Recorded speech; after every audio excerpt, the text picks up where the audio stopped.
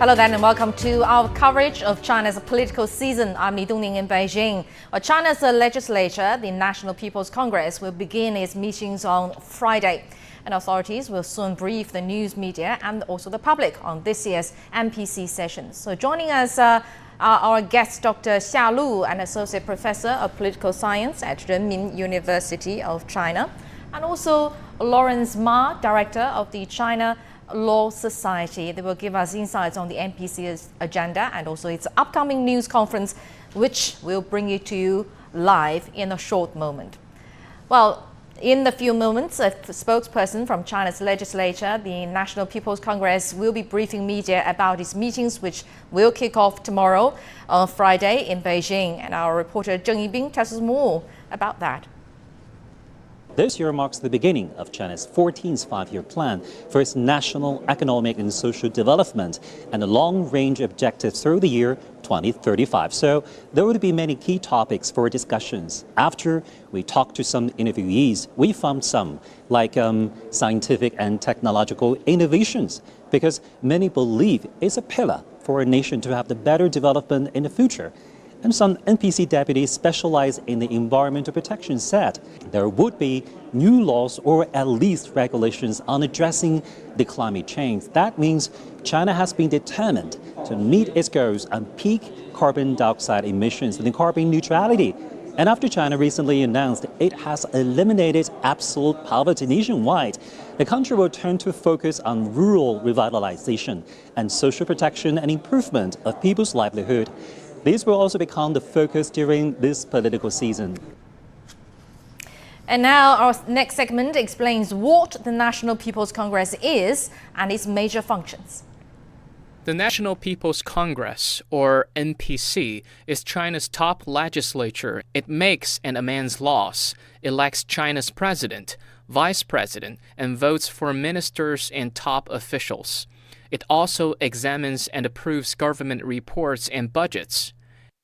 Every year in March, about 3,000 deputies from across the country gather at the Great Hall of People in the heart of Beijing for the annual session. 15% of them are from ethnic minorities, and 25% are women. They also represent various sectors of society, including farmers and workers. An NPC deputy is elected for a 5-year term. This year's draft legislation includes food waste, juvenile delinquency, and marriage laws.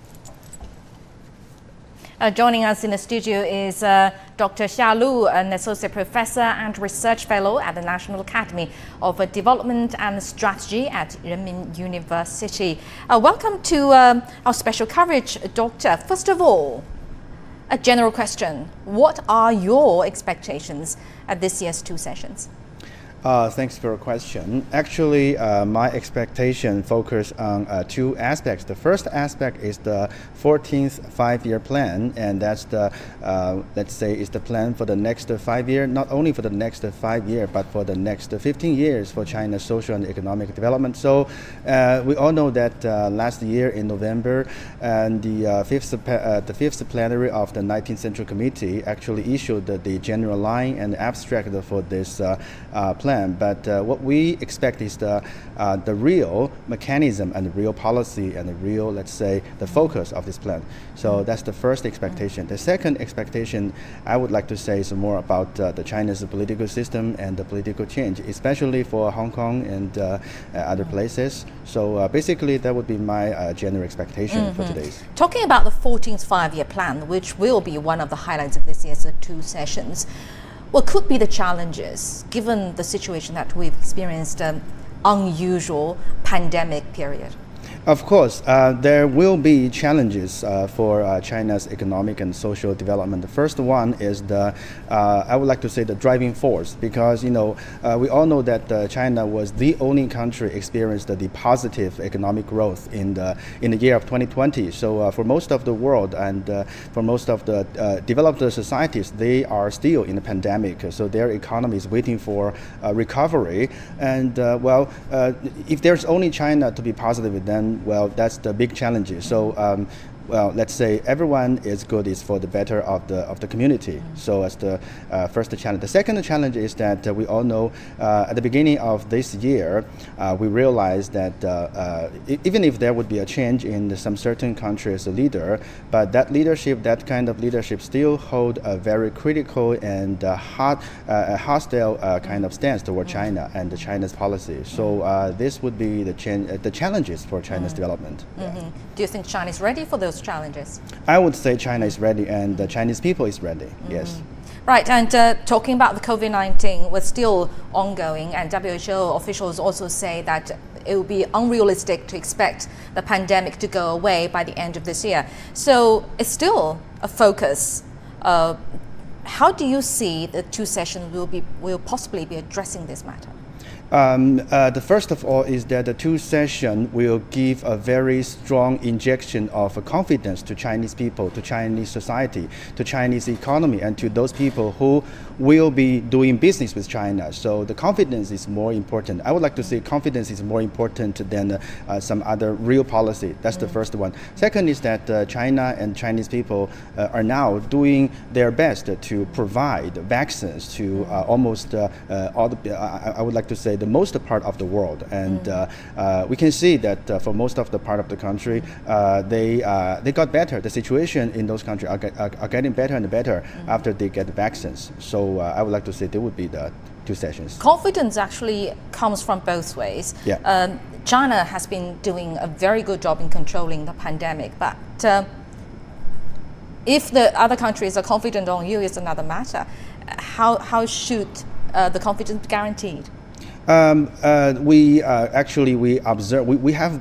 been observing China's response to the pandemic, and we have been observing a different kind of stories. Those stories are moving, are touching. So we can say that with the strong leadership and with the kind of mobilization from the central leadership of the Communist Party of China, people from all walks of life in China, they are actually contributing to the recovering of the society, to the rebooming of the economy. Some are still doing the logistical thing for vaccine. Some are doing the research to overcome the obstacle in the research in the vaccine. Still others are kind of doing their best to recover the economy. So I would like to say, if most of the country can realize that China and Chinese people are really contributing to the international economy, and I would say confidence would be, generous to all of the country. Yes. Another very critical issue in this year's two session is what you said, is the principle of Patriots governing Hong Kong, which aroused a lot of debates, not only in China but internationally as well. People are very curious about the concept. First of all, would you please tell us what Patriots are, how Patriots are governing Hong Kong? According to Mr. Xia Baolong, the director of the Hong Kong Macau Affair Office of Chinese government, the patriot or patriotism, the definition of patriot is that people who join the Hong Kong government or people who join the Hong Kong legislature must love the People's Republic of China. So he or she should love the People's Republic of China. Yes, not yes. necessarily the government.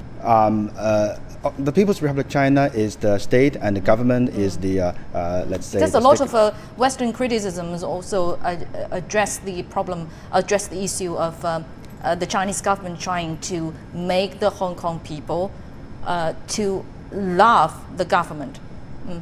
Well, loving the state, loving the government, and loving the Communist Party of China are different concepts.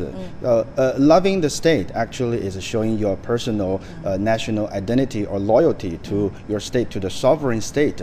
Loving the government means that you are loving or you are supporting this administration, but this administration might be changed for the next few years.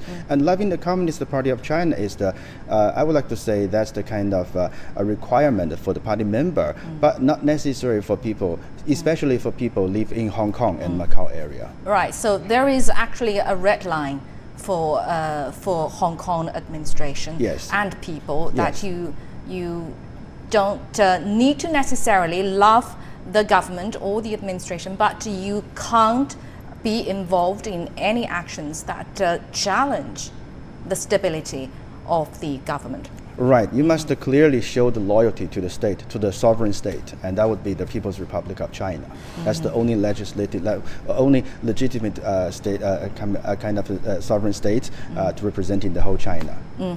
Okay, now let's go to the press conference to see what's going on there.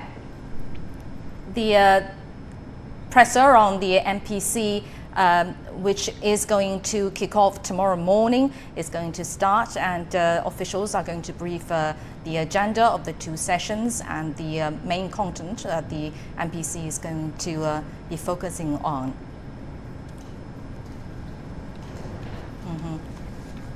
You're now watching the press conference of the 13th National People's Congress. From the media, good evening. The press conference of the fourth session of the 13th NPC now begins. Just now, the Presidium held its first meeting, where Mr. Zhang Yesui was designated spokesperson of the session. I now invite Mr. Zhang to brief you on the agenda of the session and the relevant arrangements, and take your questions on the agenda and work related to the NPC. Thank you. Ladies and gentlemen, friends from the media, good evening. Welcome to the press conference of the fourth session of the 13th National People's Congress. Just now, the preparatory meeting adopted the agenda of the session. Of the 2,953 deputies to the 13th NPC, 2,907 have checked in. We now have everything ready for the session. This year marks the 100th anniversary of the Communist Party of China. The upcoming session will be a major event on China's political agenda as we stand at the new historic starting point of China's development. The session will be held under the guidance of Xi Jinping thought on socialism with Chinese characteristics for a new era, and in adherence to the CPC leadership, the running of the country by the people, and law-based governance. It will focus on the top priorities of the party and the country, and earnestly exercise its functions and powers as stipulated in the Constitution and other laws. It will be a democratic, results-oriented, and inspiring session of unity. The session will last 7 days and close on the afternoon of March the 11th, and will include 3 plenary meetings. There are 10 items on the agenda. First, to deliberate on the work report of the government. Second, to review the draft outline of the 14th Five-Year Plan for Economic and Social Development and the long-range goals for 2035. Third, to review the implementation report of the 2020 Plan for National Economic and Social Development and the 2021 Draft Plan. Fourth, to review the execution report of the 2020 Central and Local Budgets and the 2021 Draft Plan. Fifth, to deliberate on the NPC Standing Committee's bill on submitting for deliberation the draft amendment to the Organic Law of the National People's Congress. Sixth, to deliberate on the NPC Standing Committee's bill on submitting for deliberation the draft amendment to the Rules of Procedure for the National People's Congress. Seventh, to deliberate on the draft decision of the National People's Congress on improving the electoral system of the Hong Kong SAR. Eighth, to deliberate on the work report of the NPC Standing Committee. Ninth, to deliberate on the work report of the Supreme People's Court. And 10th, to deliberate on the work report of the Supreme People's Procuratorate. Like the third session of the 13th NPC, this year's session will be shortened as appropriate. The session will stick to its set agenda and format and keep all essential components as necessary. The preparatory meeting Plenary meetings, meetings of the Presidium, meetings of the Standing Chairman of the Presidium, plenary meetings of delegations and group meetings of the deputies will all be convened in strict accordance with relevant laws and legal procedures. Press conferences, interviews at the deputies' corridor and the ministers' corridor, and other media stakeouts will be conducted via video link. All interviews by Chinese and foreign journalists will be conducted through the internet, via video link, or in writing. A spokesperson will be designated for each delegation, and the video interview rooms under the press center of the session will be set up where the delegations are staying to facilitate virtual interviews of deputies. For details on the program of the session, the arrangement of press conferences and interviews, and major documents to be released during the session, including versions in foreign languages, please follow the updates on the web page of the press center.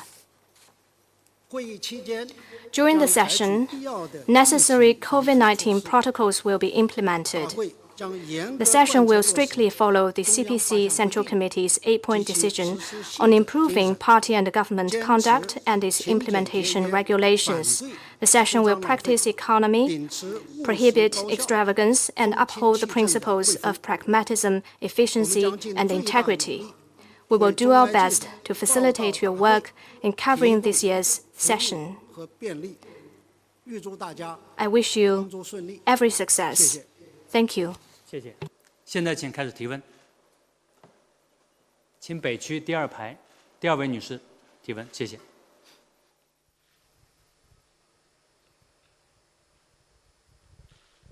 谢谢主持人。人民日报的记者提问：过去1年，全国人大及其常委会出台了多部重要法律。那么，我想请问一下，全国人大及其常委会去年立法工作的重点是什么？ 出台的法律都集中在哪些方面？谢谢。People's Daily. Over the past year, the National People's Congress and the Standing Committee have brought forward many pieces of important legislation. Mr. Spokesperson, could you shed some light on the legislative priorities of the NPC and the Standing Committee, and what are those new laws about? Thank you. 好，谢谢你的提问。 去年人大工作的特点是任务重、要求高、节奏快。全国人大及其常委会在以习近平同志为核心的党中央坚强领导下，紧紧围绕党和国家工作大局，认真履职尽责，各项工作取得新进展、新成效。 Thank you for the question. Last year, the National People's Congress had quite a demanding task in pushing forward legislation in terms of quantity, quality, as well as the pace of the work. Under the strong leadership of the party with Comrade Xi Jinping at the core, the NPC and the Standing Committee first focused closely on the overarching priorities of the party and the country and have earnestly fulfilled its responsibilities. New progress and results have been achieved on various fronts. 关于立法工作，13届全国人大3次会议以来，全国人大及其常委会共制定、修改法律23件，作出有关法律问题或重大问题的决定9件，主要集中在以下几个方面。On the legislative work, since the third session of the 13th National People's Congress, the NPC and its Standing Committee have made or amended a total of 23 pieces of legislation and have adopted 9 decisions on relevant legal and major matters. They are mainly in the following aspects. 一是完善公共卫生领域的法律，助力新冠肺炎疫情防控，守护人民生命健康安全，包括制定强化公共卫生法治保障、立法、修法工作计划、修改动物防疫法等。 First, we have strengthened legislation on public health to support COVID-19 response and protect people's life and health. A working plan was brought forward to update the laws on public health, including the revision of the law on animal epidemic prevention. 二是贯彻总体国家安全观，全面推进重点领域国家安全立法，包括制定生物安全法、出口管制法、退役军人保障法、海警法，修改国防法，审议数据安全法草案。Second, we have worked to implement the vision on national security to advance national security legislation in key areas. We formulated laws on biosecurity, export control, veteran support, and Coast Guard. We have amended the law on national defense and reviewed the draft law on data security. 三是为维护香港特别行政区宪制秩序，保持香港长期繁荣稳定，确保一国两制行稳致远，提供法律保障，采取决定加立法的方式出台香港特别行政区维护国家安全法。 Third, we have acted to provide legal guarantee to uphold the constitutional order of the Hong Kong SAR, maintain long-term prosperity and stability of Hong Kong, and ensure sustained, sound implementation of the one country, two systems. The law on safeguarding national security in the Hong Kong SAR was enacted with a decision plus legislation approach. 四是加强对国家重大战略的法治保障，推动高质量发展，包括制定长江保护法、修改专利法、著作权法、审议乡村振兴促进法草案、海南自由贸易港法草案。 Fourth, we have enhanced legal support for major national strategies with a view to promoting high-quality economic development. In this regard, we passed the law on the protection of the Yangtze River, revised the laws on patent and copyright, and reviewed the draft laws on rural revitalization and the Hainan Free Trade Port. 五是加快民生或社会治理领域的立法，直接回应人民群众普遍关心的社会热点，包括编纂民法典，通过刑法修正案11，修改未成年人保护法和预防未成年人犯罪法，审议个人信息保护法草案，反食品浪费法草案。谢谢。 Fifth, we have stepped up legislation on social governance and livelihood to address issues that the people feel strongly about. We have formulated the civil code, adopted the amendment to the criminal law, revised the laws on the protection of minors and prevention of juvenile delinquency, and reviewed the draft law on personal information protection and against food waste. Thank you. 谢谢，请继续提问。请南区第4排第3位男士提问。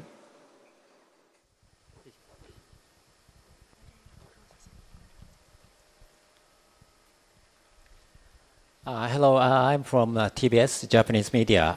I want to ask about COVID-19 vaccines. China announced to provide vaccines, especially to developing countries. Does China intend to achieve any geopolitical purpose through so-called vaccine diplomacy? 谢谢您。 你好，东京广播公司记者。我的问题是关于新冠疫苗。中国宣布将向其他国家，特别是向发展中国家提供新冠疫苗。中国是否想通过疫苗外交达到地缘政治的目的？谢谢。好，谢谢你的提问。促进疫苗在全球的公平分配和使用，特别是确保发展中国家能够用得上、用得起安全有效的疫苗，需要国际社会的共同努力。 Thank you for the question. Well, it is important that vaccines are distributed and used around the world in an equitable manner. And in particular, it is important to ensure that developing countries have access to affordable, safe, and effective vaccine. For this to happen, the international community need to work together. 习近平主席在第73届世界卫生大会上宣布，中国新冠疫苗将作为全球公共产品，为实现疫苗在发展中国家的可及性和可负担性做出贡献。At the 73rd World Health Assembly, President Xi Jinping announced that Chinese COVID-19 vaccines will be a global public good. This is our contribution to the accessibility and affordability of vaccines for developing countries. 到目前为止，中国已有17支新冠疫苗进入临床试验阶段，其中4支疫苗获得国家药监局批准，附条件上市，多支疫苗在境外获批，开展3期临床试验，4支中国疫苗获得一批国家的紧急使用授权或附条件上市批准。So far, 17 Chinese vaccines are currently going through clinical trial. 4 of them have received conditional approval from the Chinese National Medical Products Administration to enter the market. A number of them have been approved for phase 3 clinical trial in other countries. And 4 Chinese vaccines have gained authorization from many countries for emergency use or to enter the market. 据我了解，中国政府已经或正在向60多个有需要的国家提供疫苗无偿援助。中国政府宣布向世卫组织新冠疫苗实施计划提供1000万剂疫苗，用于满足发展中国家的急需。As far as I know, the Chinese government has and continues to provide vaccines assistance to countries in need, over 60 in total so far. It has also committed to provide 10 million doses to the WHO COVAX facility to meet the urgent needs of developing countries. 中国政府鼓励并支持疫苗企业向愿意购买中国疫苗的国家出口疫苗。目前已经进口或正在商谈进口中国疫苗的国家有40多个，绝大多数是发展中国家。The Chinese government encourages and supports companies in exporting vaccines to countries interested in buying Chinese vaccines. So far, over 40 countries have purchased or are in discussion with China to purchase Chinese vaccines. Most of them are developing countries. 中国国家药监局对疫苗质量实施严格监管，疫苗研发企业始终严格依据科学规律和监管要求，依法合规推进疫苗研发。The National Medical Products Administration exercises rigorous supervision over the safety of vaccines. Chinese companies, in their research and development activities, follow a science-based approach, abide by relevant laws, and in strict compliance with regulations. 面对疫情，应该说没有什么比人的生命安全或健康更重要。In the face of the pandemic, nothing matters more than people's life, safety, and health. 中国开展国际抗疫合作，不是为了谋求地缘政治目标，也从不附加任何政治条件，是为了保护更多人的生命安全与健康。China's effort to promote international cooperation against COVID-19 is not driven by any geopolitical agenda, nor does it come with any political strings. It aims to protect more people's life, safety, and health. 希望更多有能力的国家行动起来，向国际社会，特别是发展中国家提供疫苗，为国际抗疫合作做出贡献。谢谢。We hope that more countries who have the capacity to take actions to provide vaccines to the international community, especially to developing countries, in order to boost the global efforts against COVID-19. Thank you. 谢谢，请继续提问。请北区第4排第1位女士提问，谢谢。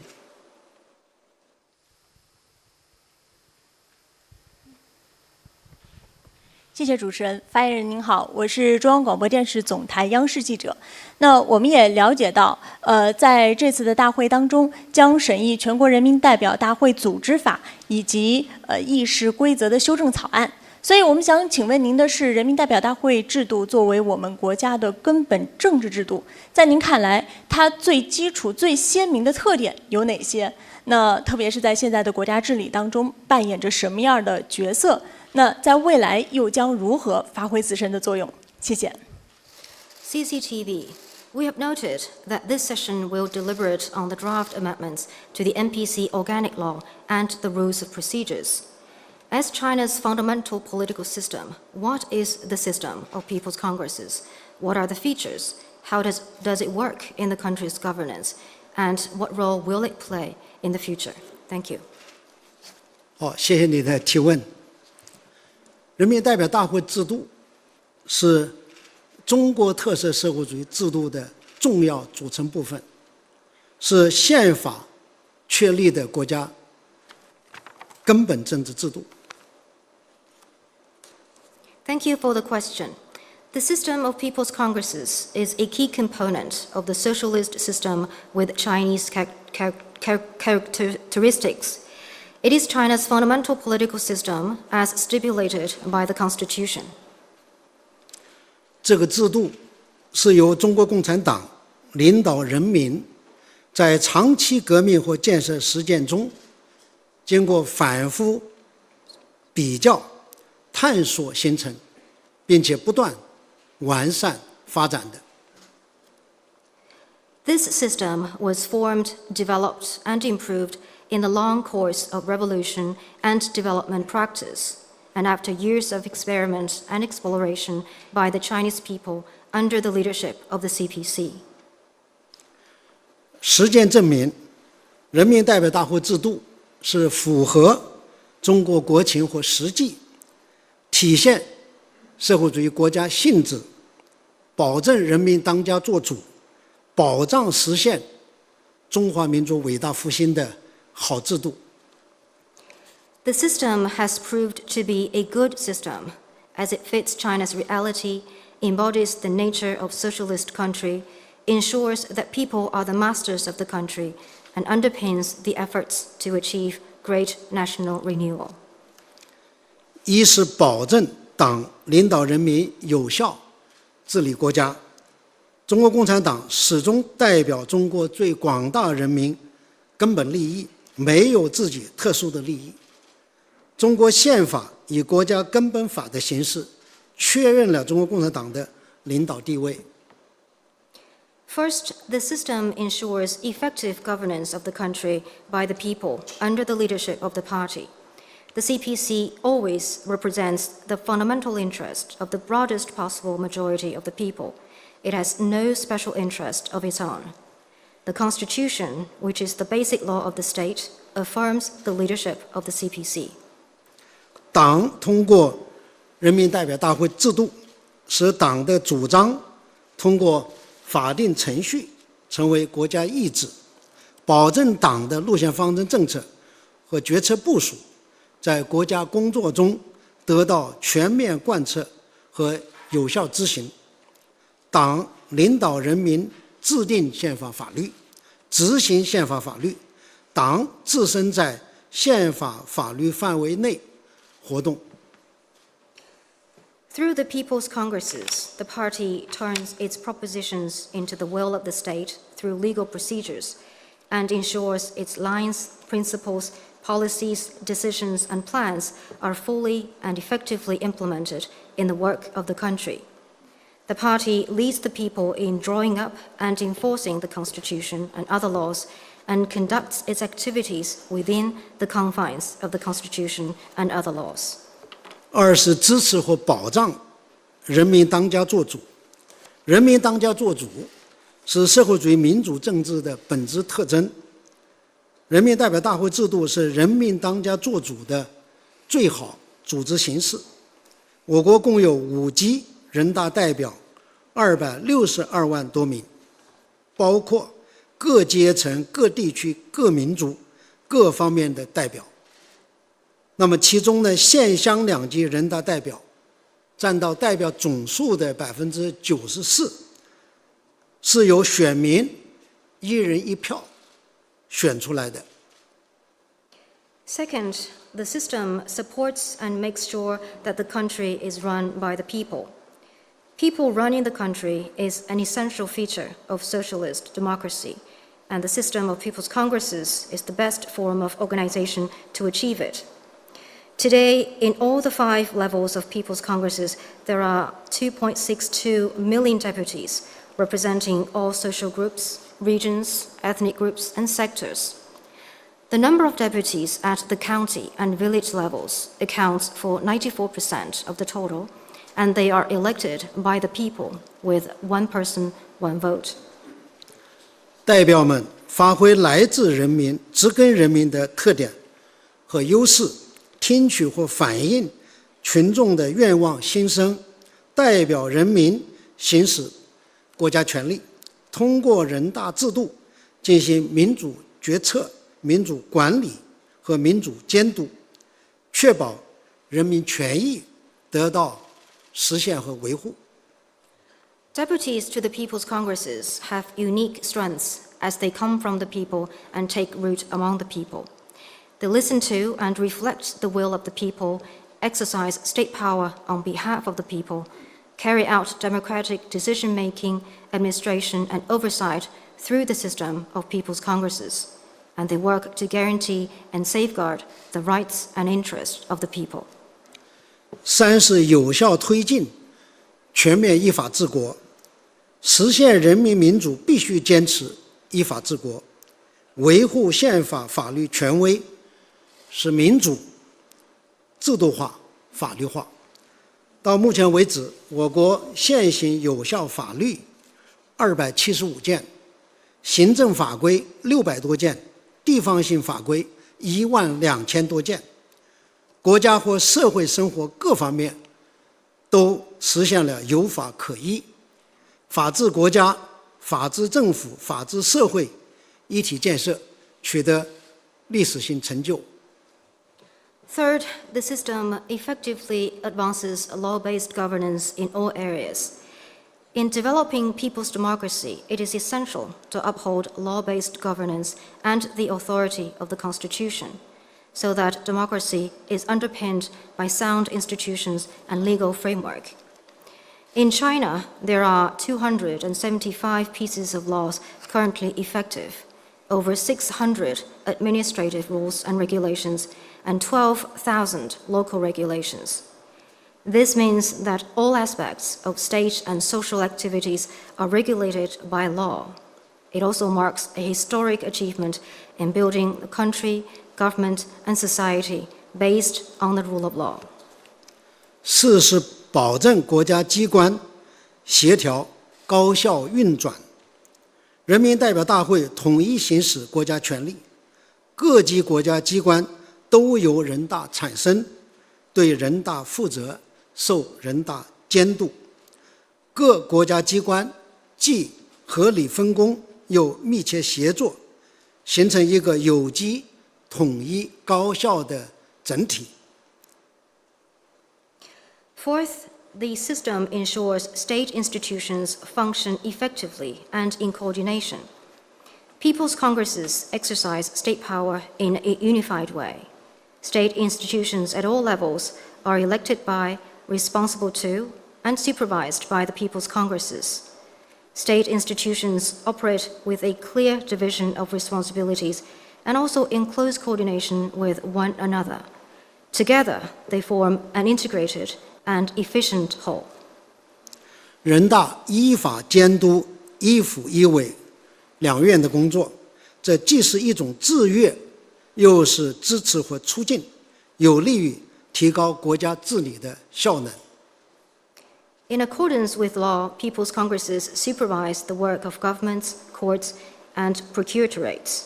This is a way of balancing and also to support and facilitate their work. This has helped to make governance more efficient. 这次大会审议修改全国人大组织法和议事规则，就是总结实践经验，坚持和完善人民代表大会制度，以更好适应形势的新发展和人民群众的新期待。谢谢。During this session, the organic law and the rules of procedures will be reviewed and amended. The purpose is to take stock of past experience to carry on and improve the system of People's Congresses so that it can better adapt to the changing circumstances and respond to the new expectations of the people. Thank you. 谢谢，请继续提问。请北区第3排第2位男士提问，谢谢。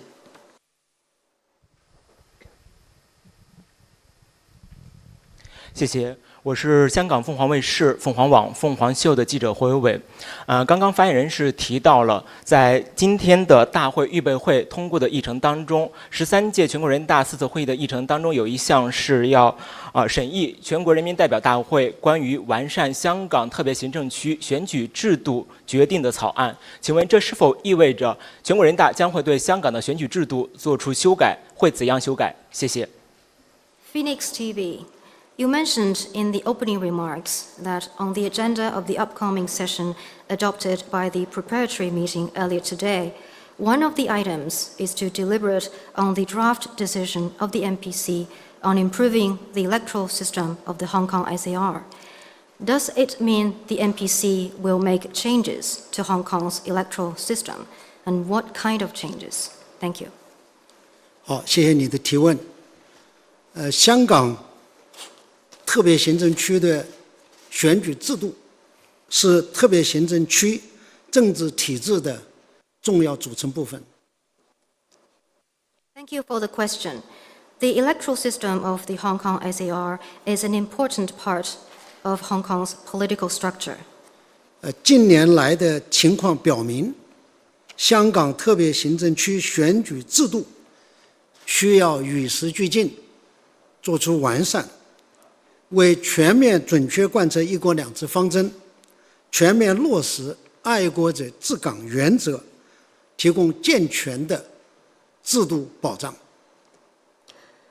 The developments in recent years show that the electoral system needs to be improved to keep abreast with the times and provide sound institutional guarantee for the full and accurate implementation of the one country, two systems and the principle of Patriots administering Hong Kong. 全国人民代表大会作为最高国家权力机关，行使宪法和基本法赋予的职权，从宪制层面对香港特别行政区选举制度作出决定，既是全国人民代表大会的权利，也是全国人民代表大会的责任。The National People's Congress is the supreme organ of state power. It exercises its functions and powers under the Constitution and the Basic Law, makes the decision to improve Hong Kong SAR's electoral system consistent with the Constitution. This is the power of the NPC as well as its responsibility. 关于这项议程的具体内容，请你关注后续会议的情况。谢谢。For further details on this matter, please follow the upcoming session in the next few days. Thank you. 谢谢，请继续提问。请北区第3排第4位女士提问，谢谢。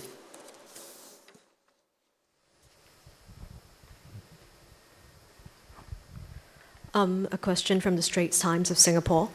So as China has now moved away from poverty alleviation to now rural revitalization, how will poverty alleviation work continue?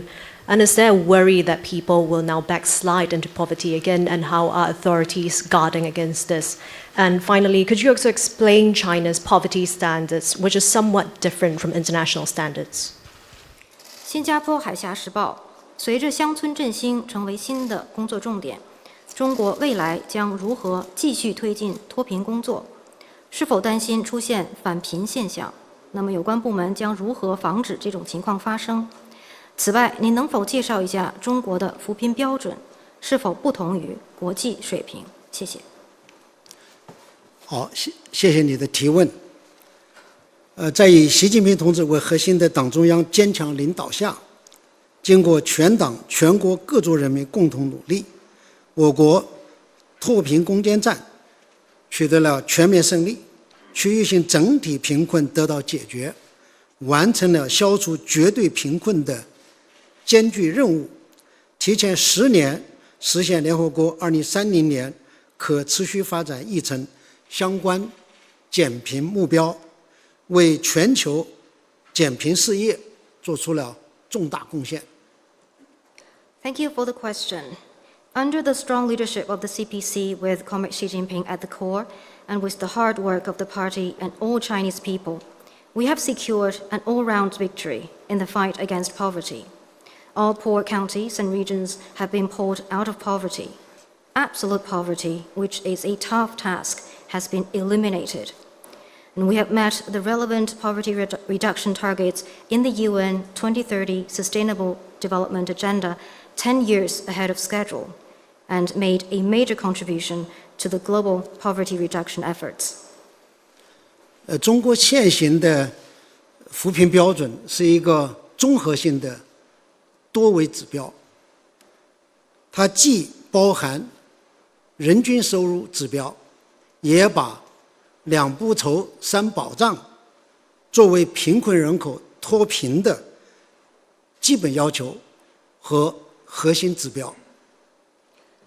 The poverty line currently applied in China is a multi-dimensional standard. It includes per capita income, and besides that, there are also a number of requirements and core criteria about the basic living needs of the poor people. 2不愁3保障，就是确保农村贫困人口不愁吃、不愁穿，义务教育、基本医疗、住房安全有保障。这些方面需要大量的财政投入，但在很大程度上提高了贫困人口的生活水平。Specifically, it means that the rural poor population don't have to worry about food or clothing, and they can have access to compulsory education, basic medical services, and housing. Meeting these needs requires large amount of fiscal input. They have, to a large extent, raised the standard of living of the poor population. 据我了解，有关部门在制定中国扶贫标准的过程中，参考了世界银行等国际组织的贫困标准。2016年6月，有关部门还专门邀请世界银行反贫困专家组进行了深入的研讨。As far as I know, when setting the poverty standard, competent departments have taken into account the standards of the World Bank and other international institutions. In June 2016, relevant authorities invited an expert group of the World Bank for a deep-going discussion.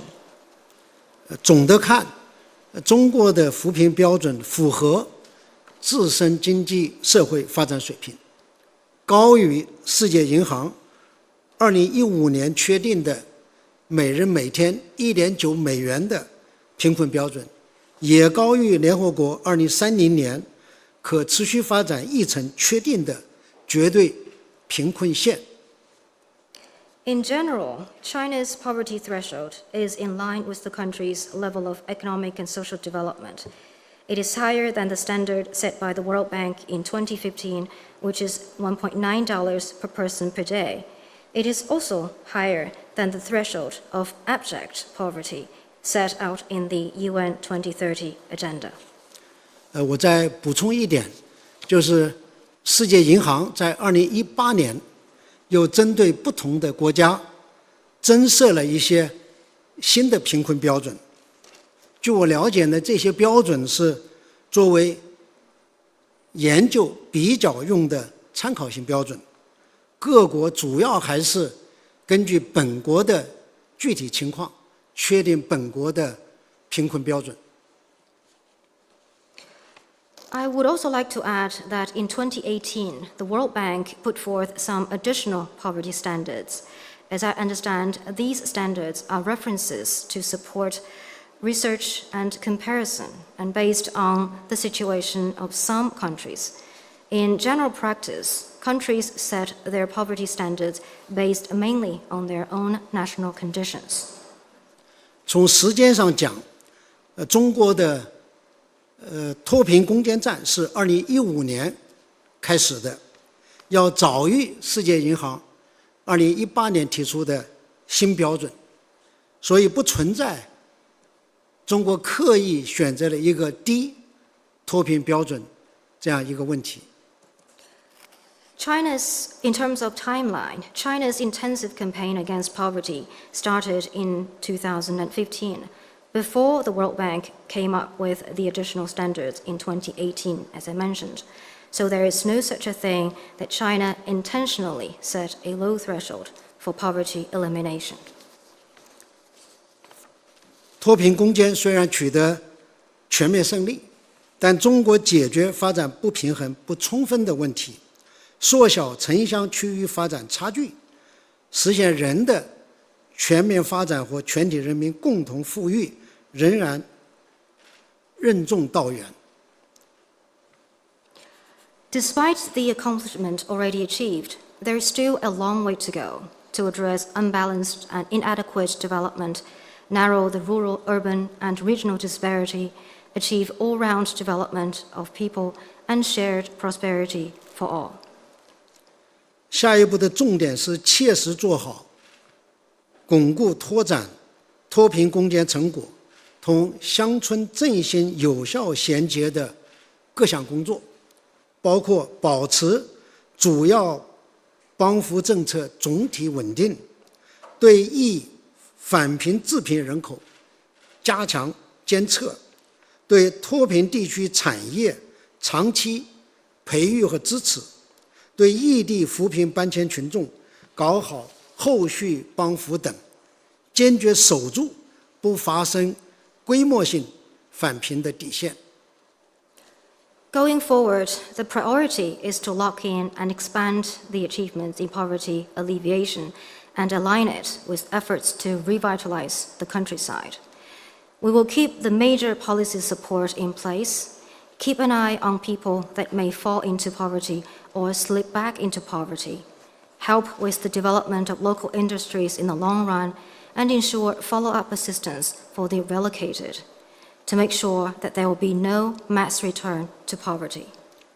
全国人大及其常委会将继续做好有关立法和监督工作，同时呢，发挥好各级人大代表的作用，为巩固脱贫攻坚成果、全面推进乡村振兴贡献力量。谢谢。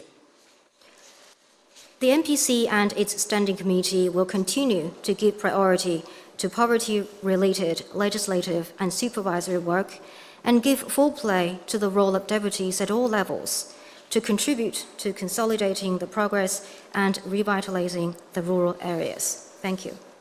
谢谢，请继续提问。请南区第5排第一位男士提问，谢谢。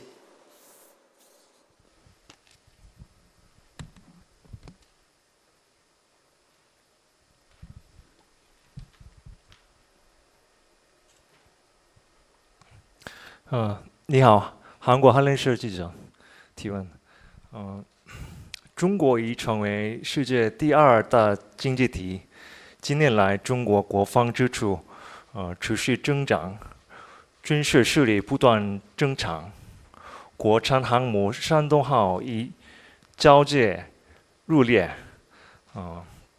歼20等先进装备已列装部队。请问，今年中国国防费会不会大幅增长？政府将是多少？中国军力发展是否将对其他国家构成威胁？谢谢。UNAP News Agency. China is now the second largest economy in the world. In recent years, China's defense spending has been growing. So have its military capabilities. The home-developed aircraft carrier Shandong has entered service. J-20 and other advanced weaponry has been commissioned. So are we expecting a big increase in this year's defense budget of China? And if so, how much will it grow? And does China's growing military capability pose a threat to other countries? Thank you. 谢谢你的提问。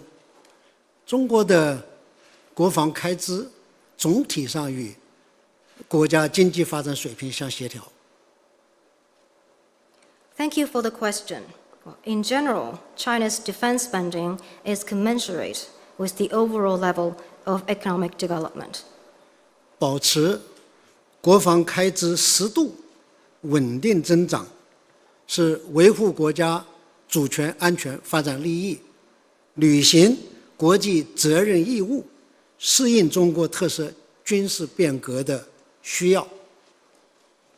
Maintaining appropriate and steady increase of the defense spending is needed to safeguard our sovereignty, security, and development interests, fulfill China's international responsibility and obligations, and promote the transformation of national defense with Chinese features.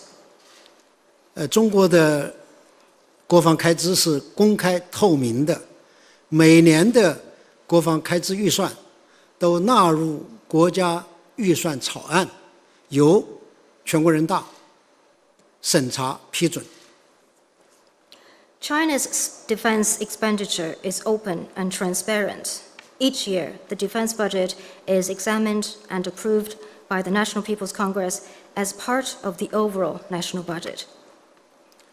中国在2007年参加了联合国军费透明制度，每年都向联合国提交上一财政年度国防开支的基本数据。In 2007, China started to report to the United Nations its military expenditure, including all the basic data of the previous fiscal year, and we have done so each year ever since. 衡量一个国家是否对其他国家构成军事威胁，关键要看这个国家奉行什么样的国防政策。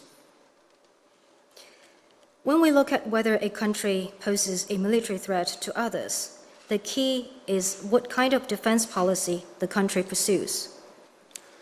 中国坚持走和平发展道路，奉行防御性的国防政策，加强国防建设，不针对、不威胁任何国家。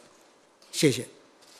In China's case, we are committed to the path of peaceful development, and our defense policy is defensive in nature. The efforts to strengthen our national defense does not target or threaten any country. Thank you.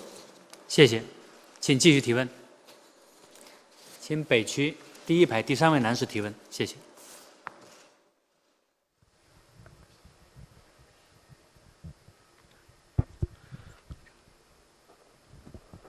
您好，新华社记者。今年大会的一个重要议程是审查“十四五”规划纲要草案。那么里边强调呢，要更加重视扩大内需、扩大内循环。那么同时，我们也看到，在去年底，中国陆续签署了这个区域全面经济伙伴关系协定，完成了中欧投资协定谈判等。那您认为，这似乎又释放了进一步扩大开放的一个信号？那您认为这二者之间是否矛盾？怎么样处理这二者之间的关系？谢谢。Xinhua News Agency. One of the agenda items of the fourth session is deliberation on the draft 14th five-year plan, and the plan has laid greater emphasis on internal circulation driven by expanding domestic demand. Also, at the end of last year, China signed the RCEP and concluded the negotiation on China-EU Comprehensive Agreement on Investment, which signals further opening up. Are these two at odds with each other? How will China handle the relationship between the two? Thank you. 好，谢谢你的提问。今年大会的一项重要议程是审议并通过“十四五”规划纲要和2035年远景目标纲要草案。Thanks for the question. One of the most important tasks for this session is to review and adopt the 14th five-year plan and the long-range goals for 2035. 在“十四五”规划纲要的执行过程中，人大常委会还将审议规划纲要的中期评估报告，确保目标任务能够如期实现。In the future implementation of the 14th five-year plan, the Standing Committee of the NPC will also review its midterm report to make sure that all the targets are met on schedule. 坚持对外开放是中国经济取得成功的基本经验之一。参与国际经济大循环，现在跟过去一样重要。Opening up is one of our experience in the development of China's economy, and engaging in international circulation remains as important today as it was in the past. 中国经济已经深度地融入世界经济，内外需市场本身就是相互依存、相互促进的。The Chinese economy is deeply integrated into the world economy. Domestic and external demands and markets are very much interdependent, and they complement one another. 构建新发展格局绝不是封闭的国内单循环，而是开放的、相互促进的国内国际双循环，是通过发挥内需潜力，使国内市场和国际市场更好联通，以国内大循环吸引全球资源要素，更好利用国内国际两个市场、两种资源。The new development paradigm is by no means a closed internal cycle, but about two circulations working together in an open and mutually reinforcing way. It aims to tap into the potential of domestic demand to better connect the Chinese and global markets, leverage the internal circulation to attract global resources and factors, and better harness the two markets and two resources.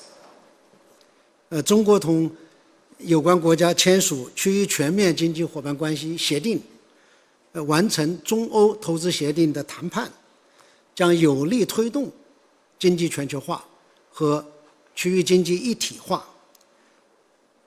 这与构建新发展格局并不矛盾。The signing of the RCEP by China and other participating countries and the conclusion of China-EU Comprehensive Agreement on Investment will strongly boost economic globalization and regional integration. It is compatible with the new development paradigm. 在双循环的新发展格局下，中国将加大制度性开放的力度，继续通过推动贸易和投资自由化、便利化，持续打造市场化、法治化、国际化的营商环境，同世界各国实现互利共赢、共同发展。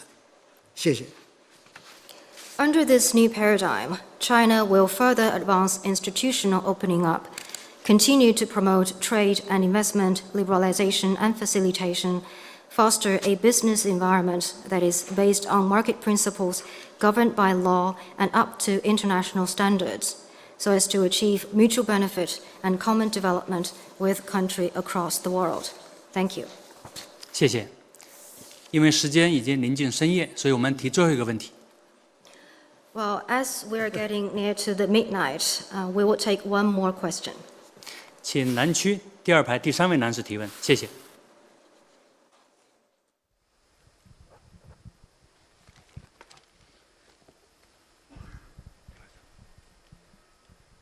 Hi, I'm with the Associated Press. I wanted to ask you, as a former ambassador to the United States, for your views on the China-U.S. relationship under President Biden. As you know, the Biden administration has toned down the rhetoric a bit that we heard from the previous Trump administration, but it continues to appear to take a hard line on many issues that are important to China. I'm wondering, based on what you've heard and what you've seen so far, the statements and the actions of the Biden administration, how do you interpret or how do you judge their statements? Are they sending the right signal or the wrong signal?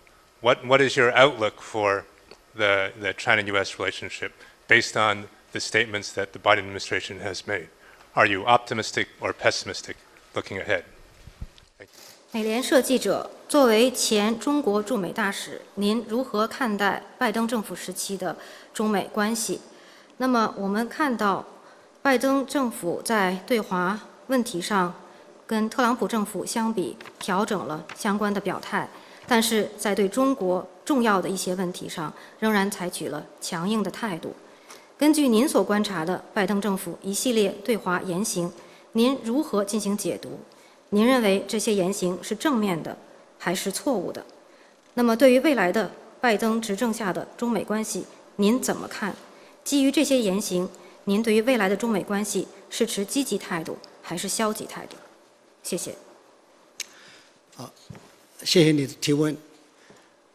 2月11日，习近平主席同拜登总统通了电话，两国元首就广泛的议题深入交换了意见，双方同意就中美关系或共同关心的问题保持密切联系。Thank you for the question. On February the 11th, President Xi Jinping and President Biden had a telephone conversation. The two heads of state had an in-depth exchange of views on wide-ranging topics, and the two sides agreed to stay in close touch on China-US relations and issues of mutual interest. 中国的对美政策始终保持高度的连续性或稳定性。中方一贯主张构建不冲突、不对抗、相互尊重、合作共赢的中美关系，同时坚定地维护国家主权、安全和发展利益。China's policy toward the United States has been highly stable and consistent. It's been China's consistent position to build a China-US relationship in the spirit of no conflict, no confrontation, mutual respect, and win-win cooperation. At the same time, we are determined to safeguard China's sovereignty, security, and development interest. 人类文明多样性是世界的基本特征，也是人类进步的源泉。Our world is characterized by diverse civilizations. Such diversity is what drives the progress of the entire humanity. 各国历史文化或社会制度各有千秋，没有高低优劣之分。Countries all have their own histories, cultures, and social systems, and none is superior to others. 我们认为不同的历史文化或社会制度国家不仅应该，而且完全可以和平共处。We believe that countries with different histories, cultures, and social systems should and can coexist peacefully. 和平共处的关键是相互尊重，包括尊重彼此的历史文化传统，尊重彼此核心利益或重大关切，尊重各自选择的政治制度和发展道路，尊重不干涉内政、和平解决争端等国际关系的基本准则。The key to peaceful coexistence is mutual respect. Respect for each other's history, culture, and traditions, for their core interests and major concerns, for their own choice of political system and development path, and for the basic norms governing international relations, such as non-interference in internal affairs and peaceful settlement of disputes. 中美两国在一些问题上存在分歧是正常的，断供脱钩损人害己，冲突对抗不符合任何一方的利益。China and the United States may have disagreements on certain issues. This is only natural. But cutting up supplies or decoupling hurt others without benefiting oneself. Conflict and confrontation serve no one's interests. 两国在气候变化、抗疫、促进世界经济复苏和维护地区和平稳定等广泛领域拥有重要的共同利益。The two countries have important converging interests in wide-ranging areas, such as climate change, COVID-19 response, world economic recovery, and maintaining regional peace and stability. 双方共同努力，以两国元首通话为契机，加强沟通，聚焦合作，管控分歧，推动中美关系稳定发展，符合两国和两国人民的根本利益，也是国际社会的普遍期待。谢谢。It is in the fundamental interest of both countries and both peoples for the two sides to work together, take the phone call as an opportunity to enhance communication, focus on cooperation, manage differences, and steadily advance China-US relations. This is also the expectation of the broader international community. Thank you. 谢谢。媒体朋友们，13届全国人大4次会议新闻发布会到此结束。谢谢发言人，谢谢大家。This concludes today's press conference. Thank you, Mr. Spokesperson, and thank you all. 好，谢谢大家。好。Thank you. 好，谢谢。好。That was the spokesperson of the fourth session of the 13th National People's Congress, Zhang Yeshui, briefing the media about the upcoming National People's Congress, which will kick off tomorrow morning, Beijing time. And he said, as usual, the NPC will start with the deliberation of the government work report, and some other reports and also key working plans will be reviewed as well. And he also mentioned 23 legislations have been passed in the last year's session, and also mentioned the priorities of this year's session. And we observe that strict pandemic control and prevention measures have been observed at the press conference, and social distancing, mask wearing are observed at the press conference, and most press events will be virtual to reduce gatherings as much as possible. Well, at the news conference, Zhang Yeshui, spokesperson of China's top legislature, the National People's Congress, says that Hong Kong's electoral system needs reform to preserve the one country, two systems principle. Let's take a listen. 香港特别行政区的 The electoral system of the Hong Kong SAR is an important part of Hong Kong's political structure.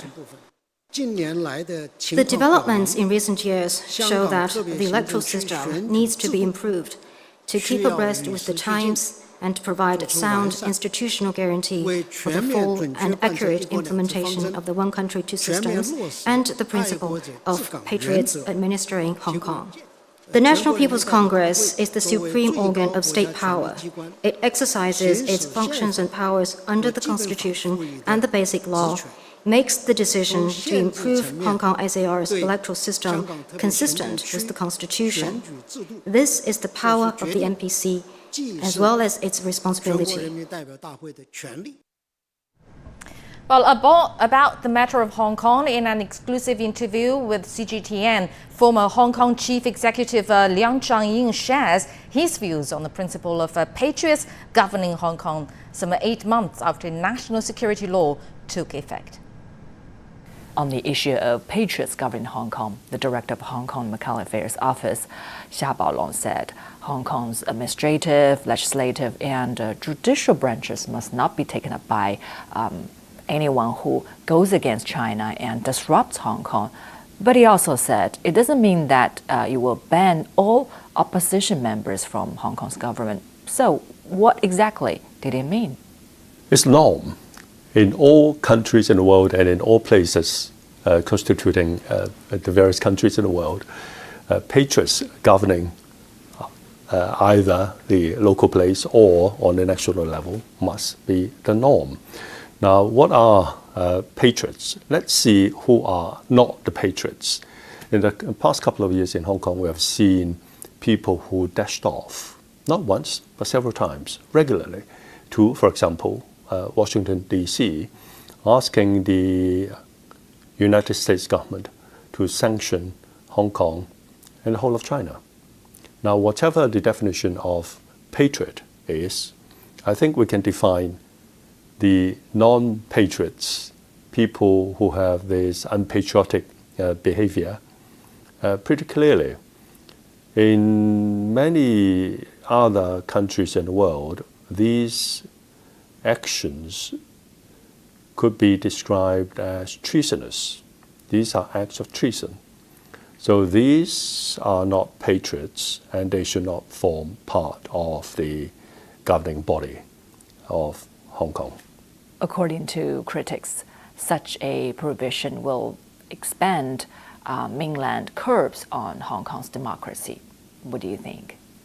Hong Kong is not a sovereign country. We are part of China.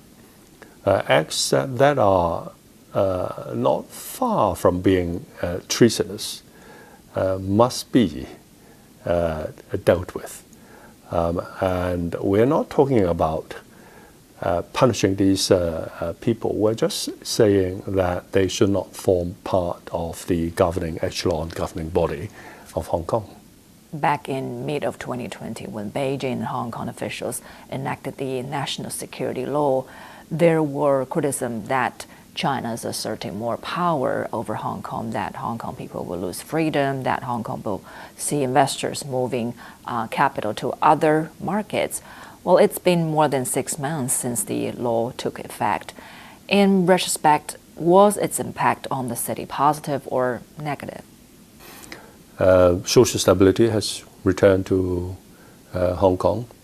We have dealt with threats to national security, and therefore, in this new environment, the Hong Kong SAR government can do what they are required to do to deal with, for example, economic issues, to deal with the challenges of COVID-19. And if you look at the number of cases that we have in the pandemic, we're actually doing a lot better than, for example, the United States and the United Kingdom. So this return to a stable environment, which Hong Kong has always been. Have we seen capital move outside? There is no sign of that. The Hong Kong currency is very strong. The stock market is doing very well. We now have, as a result of COVID-19, unemployment issues, but that's being addressed. We are not the only community on this planet. If we compare all the social and economic indicators to other advanced jurisdictions on this planet, we're doing well. Now let's go live to our reporter Cui Huiyao, joining us from the media center in Beijing, where the press conference of the NPC just finished. Huiyao, tell us the highlights of this presser. Hello there, Doni. A total of 8 questions were asked at today's presser, covering a wide range of topics, from China's vaccine assistance to other countries to its priorities on rural vitalization, and from its national defense budget to the fresh 14th five-year plan. But the biggest headline from tonight's presser is the NPC is going to review the drafted decision on improving the electoral system of the Hong Kong Special Administrative Region. Now, we know during last year's 2 sessions, China's top legislature passed a decision to introduce the national security legislation for the Hong Kong SAR. That piece of legislation was made to counter foreign interference in Hong Kong, as well as attempts to seek independence of Hong Kong. Now, this new drafted decision is introduced for review as it aims to address another big challenge to the long-term stability of this region. We know since the 2019 protest, at least 17 opposition politicians were arrested for illegally gathering protests or instigating violence. Now, this, according to some China's legal experts, reveals one big loophole in Hong Kong's electoral system. That is, people who have no love for this country can be elected as legislative council members or as administrative officials.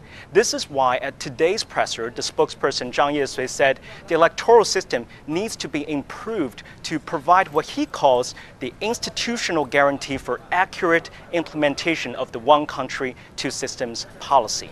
And last month, Hong Kong's Chief Executive Carrie Lam also voiced her support for the call to plug up the loopholes. She cited examples of the 2014 Occupy movement and the 2019 social unrest, saying these movements have all advocated hatred against the local and central governments. She called that deeply worrying. And meanwhile, the city's business sector has also welcomed this call for upholding the principle of Patriots governing Hong Kong.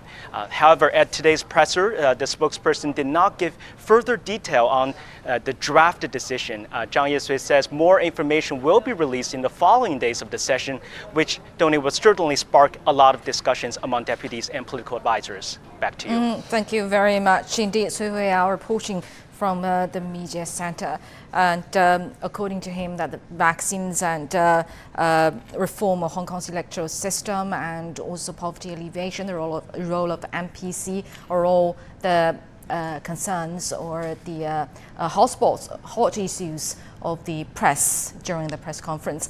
And let's talk about Hong Kong. For more on the principle of Patriots governing Hong Kong, let's talk to Mr. Lawrence Ma. He's the director of the China Law Society and chairman of the Hong Kong Legal Exchange Foundation. Mr. Ma, welcome to our special coverage. Our reporter just said, that Zhang Yesui, the spokesperson of this year's NPC, actually didn't give much information or details about the draft decision on the Hong Kong Patriots governing Hong Kong or the reform on the electoral system there. But you were at the meeting where officials solicited opinions on the concept of Patriots governing Hong Kong. Was there any consensus on how to on what the loopholes of the electoral systems in Hong Kong are and how to fill them in? I think one of the most consensus that people have reached at the meeting is that there has been a agreement that all district councils, all people who are holding offices, public offices, are exercising public power, and they have to be patriots. And district councillors, they hold the public power in electing the chief executive. So district councillors they are a sector, or they are people who are one of those chief executive election committee members. So they would, if they are district councillors, by virtue of their position would be able to elect the chief executives. So by this power of electing the chief executive is a public power, and the consensus is that district councillors has to be patriots too. That was the consensus. And the loophole was at the last district council election, the loophole within the election system was exploited by separatist politicians to seize office, and their plan was to elect a puppet beholden to foreign powers to be the next chief executive. Right, and now that once this patriotism requirement is put in place, these district councillors will lose the power to elect the chief executive. Okay, the whole reform has been very clearly explained by Mr. Ma, but according to our observation, actually, the key message of Beijing of releasing this concept is to tell the Hong Kong people to correctly understand the relationship of the central government and Hong Kong, and that relationship has never been or has not been fully explained or discussed in Hong Kong society. Do you share this observation? I'm not sure which observation you talk about, because are you talking about patriotism? That the No, the relations, the shared? correct relations between Hong Kong and central government. It seems that in Hong Kong society, this relationship has not been fully explained or discussed. The relationship between the relationship between the you mean the power of the central government and the power of the special administrative region, the relationship between these two governments has not been explained. Is that the question? Right, yes. Well, yes, because election is virtually part of Hong Kong law, but people don't understand is that the power to determine, well, the chief executive is elected by has to go through a chief executive election candidate has to go through a pre-selection process, and that process is determined by a nomination committee. So a candidate has to go through, get enough votes in the nominating committee to be nominated, well, validly nominated to stand for an election as the chief executive candidate. So the central government has the power to determine the composition of this election or selection committee. And it is this time it is the consensus that we just talked about, is that the district councillors within this election committee would have to be removed, and have those places would have to be replaced by, for example, CPPCC members. And some Hong Kong people, as far as we understand, some Hong Kong people are worrying, is patriotism a test? Can I express myself if I have a different view? Do I still have freedom of speech? Do you see those worries necessary? Of course, they don't have to worry about. I mean, the Hong Kong people are still free to criticize the country, the Communist Party, as long as they do not try to overthrow the government. But for Hong Kong citizens, the requirement, the legal requirement is that so long as they don't engage in subversive activities, their actions and their speech will be legal.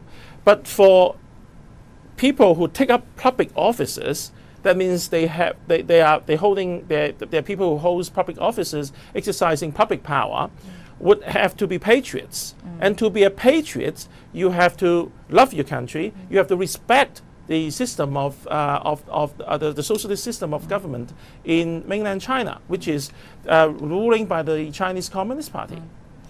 NPC is going to start tomorrow. Where does NPC stand in the decision-making process over Hong Kong's electoral system? Well, the NPC, under the Basic Law Article 45, has the power to determine the composition of the Chief Executive Nominating Committee. And the NPCSC also has the power under 68 of the Basic Law to determine the composition of the Legislative Council.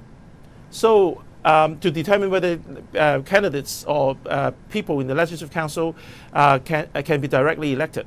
So the NPCSC has a role to play under the Basic Law with respect to our election system.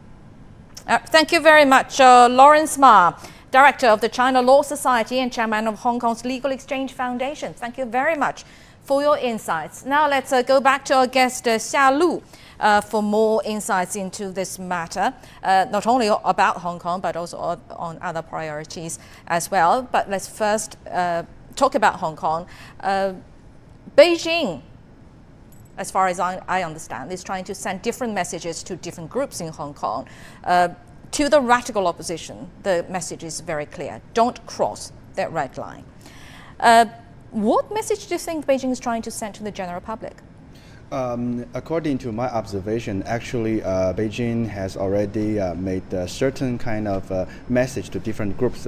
As you just mentioned, to the radical group, actually, there is a cross line. There is a kind of a very clear line that they cannot cross. But for the general public, as you just mentioned, do they still have the freedom of speech? Of course, they have the freedom of speech. They can criticize the local government. They can criticize those kind of policy. They can criticize even the central government some kind of policy. But as long as they don't engage in activity, real activity, that would be okay.